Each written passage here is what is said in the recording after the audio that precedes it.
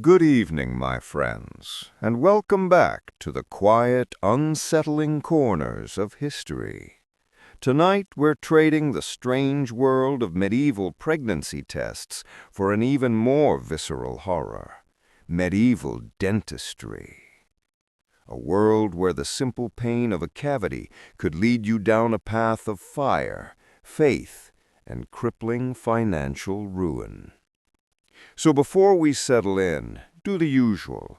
Give the video a like, and if you genuinely want to hear more of these forgotten, uncomfortable stories, hit that subscribe button. Let me know in the comments where you're joining us from and what strange hour it is for you. Now turn down the world outside, perhaps get a blanket to bite down on, and let's begin our journey into the agony of the past. If you think a trip to the modern dentist is bad, imagine one where the drill was a blacksmith's poker and the anesthetic was a prayer or a pint of weak ale. In medieval Europe, dental pain was not a medical problem. It was an act of God, a demonic curse, or most commonly, proof that you were playing host to a tiny, invisible, and very hungry toothworm. The reign of the toothworm. Medieval doctors, the self-proclaimed experts who smelled mostly of incense and desperation, had no concept of bacteria or decay. Instead, they embraced the ancient belief that toothaches were caused by a vermis or worm that burrowed into the tooth, gnawing at the nerve until the host wished for the sweet release of death. This tiny, insidious creature was the perfect culprit, invisible, relentless, and impossible to disprove. Every ache, every abscess, every throb in the jaw was attributed to this microscopic menace. And if any of your four humors, blood, phlegm, yellow bile, or black bile, were out of whack, the worm was all the more likely to move in and set up shop. The treatment, therefore, was not to kill a germ, but to exorcise a tiny, hungry demon. The traveling tooth puller, or dentator, as he sometimes grandly called himself, was not merely interested in smoking out worms. His true craft, and the real source of his income, was extraction. When a charm failed, the worm refused to be smoked out, or the pain simply became too unbearable, the last resort was the most brutal: outright removal. This was less a surgical procedure and more a public wrestling match. The patient was usually tied to a sturdy chair or a post, not for their comfort, but to ensure they couldn't flee mid-ordeal.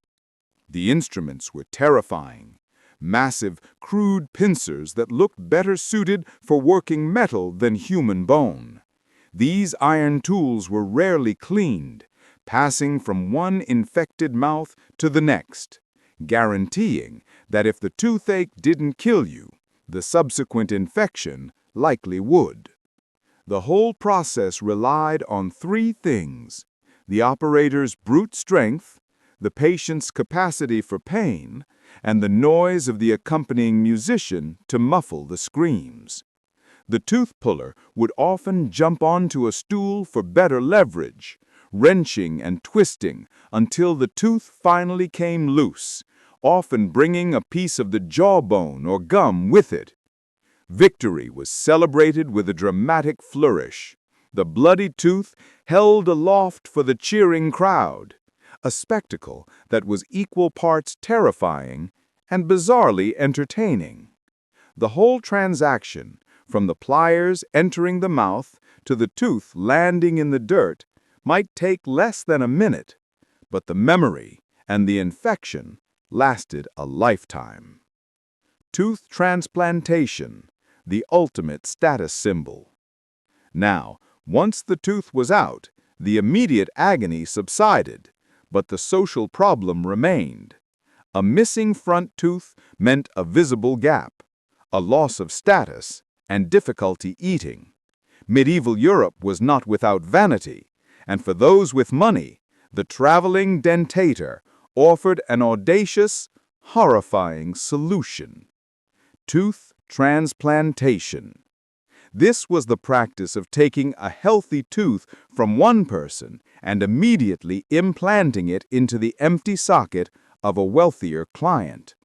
The source of these donor teeth was usually one of three places: poor peasants or servants.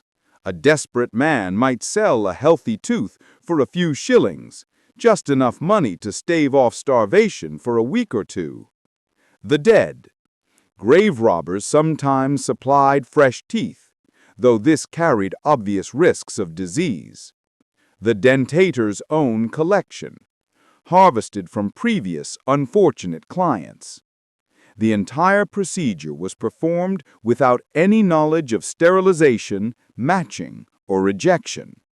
The donor tooth was simply forced into the recipient's bleeding socket and tied in place with gold wire or silk thread, in the hope that it would somehow fuse with the bone.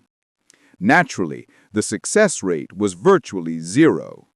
The transplanted tooth would almost always fail to integrate, leading to intense pain, horrific infections, and often the death of the recipient. Yet the practice persisted, a testament to the fact that in the Middle Ages, people were willing to endure almost any agony for the sake of appearance.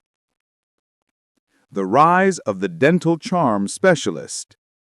As tooth pullers dealt in pain and poverty, a more refined, if equally useless profession arose: the dental charm specialist. These were learned men, often priests or monks, who specialized in treating dental ailments through religious means. They rarely touched the patient. Instead, the cure involved powerful prayers, the reciting of specific biblical verses, and the creation of written charms. The most famous of these was the Saint Apollonia charm. Saint Apollonia, martyred by having all her teeth violently pulled out, became the patron saint of dentistry. A specialist would write a prayer or a passage about the saint's martyrdom on a small piece of parchment, roll it up, and instruct the patient to wear it around their neck, or, for immediate relief, to place the damp scroll directly onto the aching gum. The belief was that the saint's powerful suffering would absorb the patient's pain. It was a quiet, less messy approach than the pliers, relying entirely on faith and the power of suggestion. It didn't cure the cavity, but it did offer comfort, which in medieval medicine was often the only thing that actually worked.